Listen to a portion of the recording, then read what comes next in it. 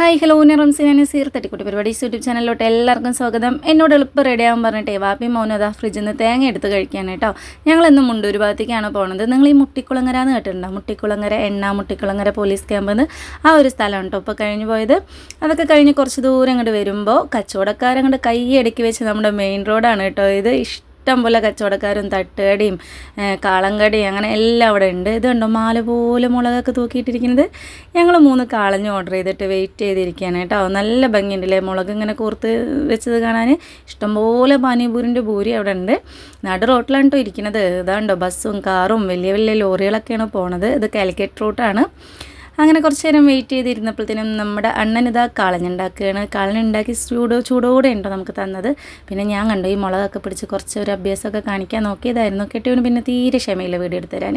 അങ്ങനെ കാളൻ റെഡിയായി. 3 കാളനായിരുന്നു പറഞ്ഞു. നോർമൽ കാളൻ കഴിക്കാനാണ് കേട്ടോ ഞങ്ങൾക്ക് ഇഷ്ടം. ഇത് കഴിച്ചപ്പോഴേ എന്തോ ഒരു ചൗന്നൊരു എന്താണെന്ന് മനസ്സിലാവണില്ല. അവരോട് ചോദിച്ചപ്പോൾ അവരത് കോളിഫ്ലവറെന്നോ മുട്ടക്കോസെന്നോ എന്തൊക്കെയാണ് കേട്ടോ പറഞ്ഞത്.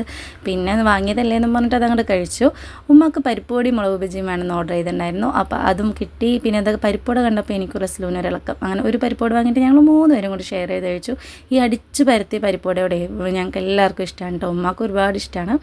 അങ്ങനെ തിരിച്ചതാ ഞങ്ങൾ പോവുകയാണ്. റോഡ് സൈഡ് മൊത്തം കച്ചവടക്കാരും കൊണ്ട് എന്താ പറയുക നിറഞ്ഞിരിക്കുകയെന്ന് പറയില്ല. ഇഷ്ടംപോലെ തട്ടുകടി ഉണ്ട് കേട്ടോ. രാത്രി 12 മണിക്കൊരു ചായ കുടിക്കാൻ തോന്നിയാൽ ഇവിടെ വന്ന് സുഖമായി കുടിക്കാം.